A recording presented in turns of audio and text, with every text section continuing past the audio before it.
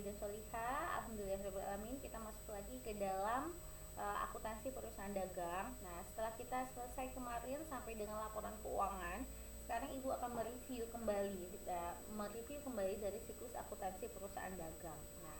Nah, anak-anak mungkin ada yang lupa karena dari awal sekali pembelajaran kita waktu siklus akuntansi perusahaan dagang. Nah, sekarang Ibu review sedikit, kemudian kita ke latihannya ya, latihan nanti terakhir latihan membuat jurnal khususnya. Nah, kita masuk kembali tentang tahapan pencatatan akuntansi perusahaan dagang. Nah, yang menjadi dasar di perusahaan dagang itu ada 3 yang saat ini kita bahas, yaitu tentang karakteristik perusahaan dagangnya, kemudian jurnal khusus perusahaan dagang, kemudian buku besar utama dan buku besar pembantu. Yang pertama adalah karakteristik perusahaan dagang. Di dalam karakteristik perusahaan dagang ini harus kita bisa bedakan antara perusahaan dagang dengan perusahaan jasa. Nah, kalau perusahaan jasa itu jelas pelayanan ya, dia tidak ada barang dagangan. Sedangkan kalau misalkan perusahaan dagang itu adalah perusahaan yang membeli barang dagangan dan kemudian menjualnya kembali tanpa merubah barang tersebut. Nah, sehingga transaksi yang ada di perusahaan dagang itu ada apa saja? Yang jelas yang pasti itu ada pembelian, ada namanya akun pembelian. Setelah kita melakukan pembelian, otomatis di situ akan ada akun beban angkut pembelian. Nah, setelah ada akun beban angkut pembelian, kemudian ada apa lagi? Ada retur pembelian, ketika barang itu rusak dikembalikan kembali. Nah, berarti kalau ada pembelian, otomatis akan ada penjualan. Begitu juga transaksi perusahaan dagangnya apa lagi? Penjualan, beban angkut penjualan, retur penjualan. Kemudian baru di transaksi perusahaan dagang ini ada yang namanya akun persediaan barang dagang dan ikhtisar laba rugi, kemudian ada HPP juga. Nah, itu yang membedakan antara perusahaan dagang dan perusahaan jasa. Kemudian di perusahaan dagang ini kita mengenal syarat pembayaran seperti yang pernah kita bahas di video sebelumnya. Itu ada syarat pembayaran seperti 2/10 N/30, artinya akan mendapatkan diskon sebesar 2% jika membayar selama 10 hari dalam tempo 30 hari. Nah, seperti itu. Kemudian ada syarat penyerahan barang, ada yang di gudang pembeli atau di gudang penjual. Itu juga sudah kita bahas di syarat penyerahan barang di video sebelumnya. Kemudian kita masuk ke jurnal khusus perusahaan dagang.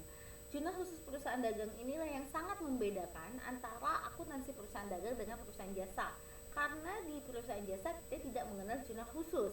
Kenapa di perusahaan dagang memerlukan jurnal khusus? Karena untuk mempermudah akun-akun apa saja yang dapat kita lihat secara langsung ya, jurnal khusus perusahaan dagang yang terdiri dari jurnal pembelian. Pembelian apa saja sih jurnal pembelian itu? Untuk mencatat apa aja? Jurnal pembelian untuk mencatat setiap pembelian secara kredit, baik itu pembelian barang dagangan maupun itu pembelian peralatan, perlengkapan atau kegiatan operasional yang lainnya secara kredit. Itu jurnal pembelian. Kalau jurnal pengeluaran kas untuk mencatat setiap pengeluaran kas atau pembelian secara tunai. Contoh, kamu membeli barang dagangan secara tunai, berarti masuk ke dalam jurnal pengeluaran kas kayak gitu. Jurnal penjualan untuk apa? Jurnal penjualan untuk mencatat penjualan secara kredit. Jurnal penerimaan kas untuk mencatat penerimaan kas, dan yang tidak termasuk ke dalam situ termasuk ke dalam jurnal umum. Contohnya apa? Contohnya retur dan potongan penjualan atau pembelian masuk ke jurnal umum. Kemudian di dalam perusahaan dagang ini hal yang paling titik besarnya itu ada buku besar utama dan buku besar pembantu. Apa itu Bu? Buku besar utama dan buku besar pembantu. Buku besar utama seperti buku besar yang kita buat, buku besar utama seperti kayak di perusahaan jasa kita ada buku besar utama, kita bisa masukin apa saja, kas ya, terus kemudian ada apalagi kas, peralatan, perlengkapan sampai dengan beban-beban itu masuk ke dalam buku besar utama. Sedangkan di perusahaan dagang akan ada buku besar pembantu. Buku besar pembantu apa? Buku besar pembantu hutang dan buku besar pembantu piutang. Maksudnya biar apa? Maksudnya untuk mempermudah kita ini punya hutang ini ke perusahaan dagang siapa saja ya.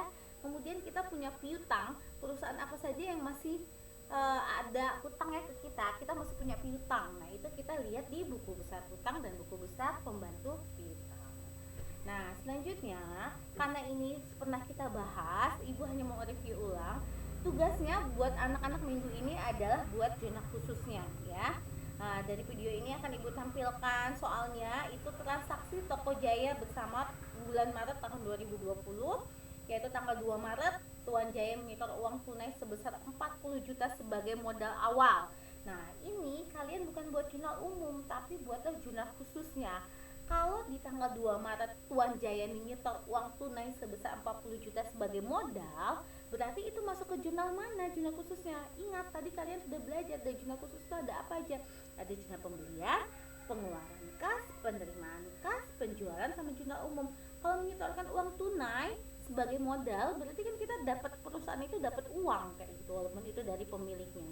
Berarti dia masuk ke jurnal penerimaan kas. Jadi tugas kalian buat dulu jurnal khususnya itu apa aja, dibuat dulu dari jurnal pembelian, penjualan, penerimaan kas, pengeluaran kas, dan jurnal umum. Dibuat jurnalnya di kotak-kotakan, kemudian transaksi ini kamu masukkan ke dalam jurnal mana saja kayak gitu. Contoh, Ibu kasih contoh di tanggal 2 Maret. Berarti dia menyetorkan uang tunai sebesar 40 juta sebagai modal awal. Otomatis dia masuk ke dalam jurnal penerimaan kas. Berarti apa? Masuk ke dalam kas dan modal. Kas di debit, modal di kredit sebesar 40 juta, masuk ke dalam jurnal penerimaan kas. Selanjutnya tanggal 3 Maret membeli perlengkapan toko dari CP Sentosa sebesar 2.700.000 secara kredit, masuk jurnal mana? Kamu masukkan, pilih jurnalnya kemana. Tanggal 4 Maret membeli barang dagangan dari toko Sehati sebesar 6.700.000 secara kredit. Kemudian tanggal 6 Maret memberi peralatan toko dari UD Lancas sebesar 4.200.000 secara tunai. Kemudian tanggal 7 Maret membeli barang dagangan dari PD Lingga sebesar 5.500.000 dengan syarat 2/15 N/30. Berarti kalau syarat dapat potongan enggak? Itu. Tanggal 9 Maret mengembalikan barang yang sudah dibeli kepada PD Lingga atas transaksi tanggal 7 Maret 2020 sebesar 430.000. Berarti itu retur.